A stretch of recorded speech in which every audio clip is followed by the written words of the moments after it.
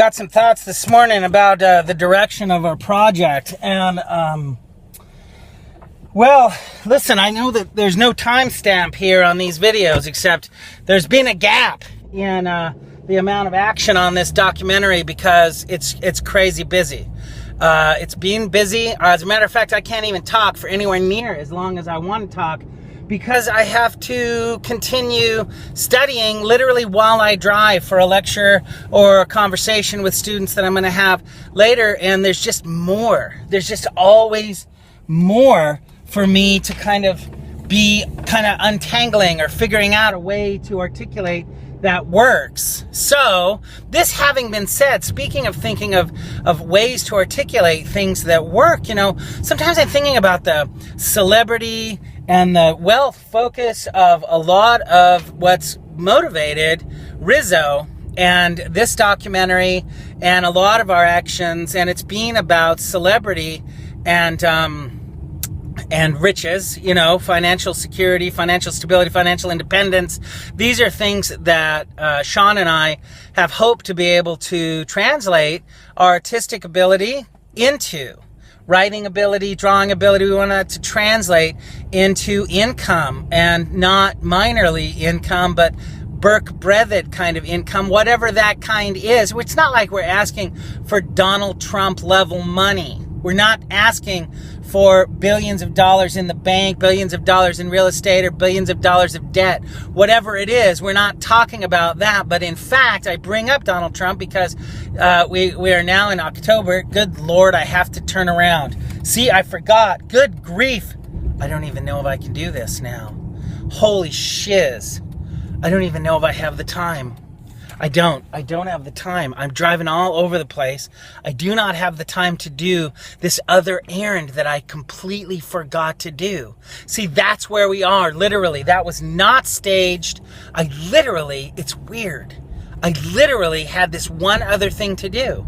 And I needed to do it this morning, but I have to be on campus at 9 because I'm sure that somebody is going to be waiting for me.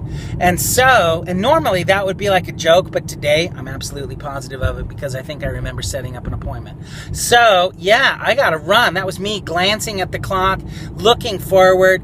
That's the way that it's been. It's just so busy. But just to get back to how much the whole Donald Trump fiasco has just wrecked me. Sean and I put together Avarice, Greed, Stupidity, and Rizzo, and that ends up being about, this shadow beast called Donald Trump, which at the time seemed like a credible threat to Western civilization. He did. It was, and I realized that this piece of clip could be getting watched well into the future when he will be remembered as simply a joke, a media fart, a burp, just some kind of foul and odious passage like O.J. Simpson. Literally, just foul and odious and lethal. Lethal is O.J. Anyway, listen. But so this is where it all takes me. It takes me, you know what?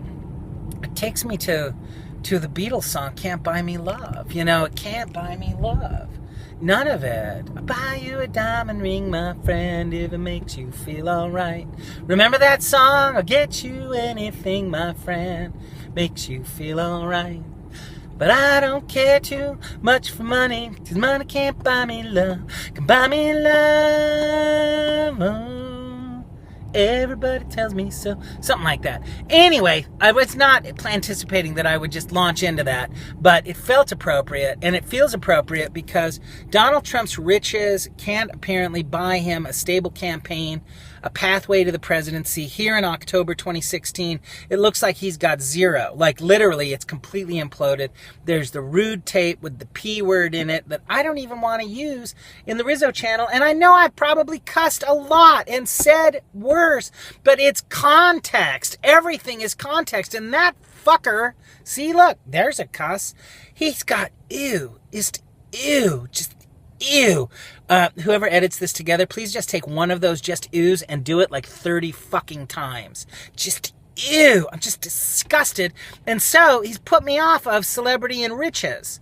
And maybe celebrity and riches don't mean a thing, and maybe that's the entire message to everything. Like, there's so much right about America and yet so wrong, and maybe this grasping after celebrity and riches is what's wrong with it. So I say this by way of saying maybe our goal is not necessarily to take over Hollywood for Sean, although Sean's likely quite committed to this. I think he's definitely working on projects. He's doing it. I still have to publish this new novel that I have. But the thing is that, you know what? The spirit of the thing changes for me to the message, to helping others, to, like, you know what? John Steinbeck did not write Grapes of Wrath for riches and fame. He wrote it to shine the light on the oppression of the Oklahoma refugees heading to California.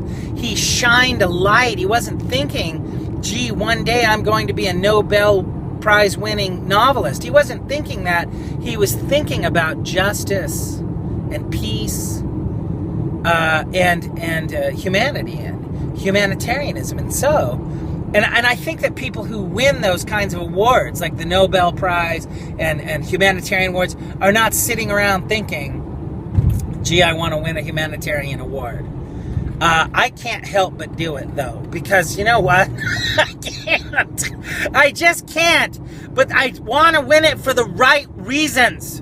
And so I just think that at some point in any great story, there can be a shifting goal. And what if it's just about humanitarianism and a cause? I think that Sean and I have always been on the cause of justice. And maybe we just need to just focus on that. That's our focus. I just think that, anyway, this is one of those mornings. I have to make a left turn now, which I haven't done. Well, maybe I've done once during this thing, but they're hard to make. And the car in front of me is slowing down. And to be honest, I have to totally itch my nose. So we got to quit this.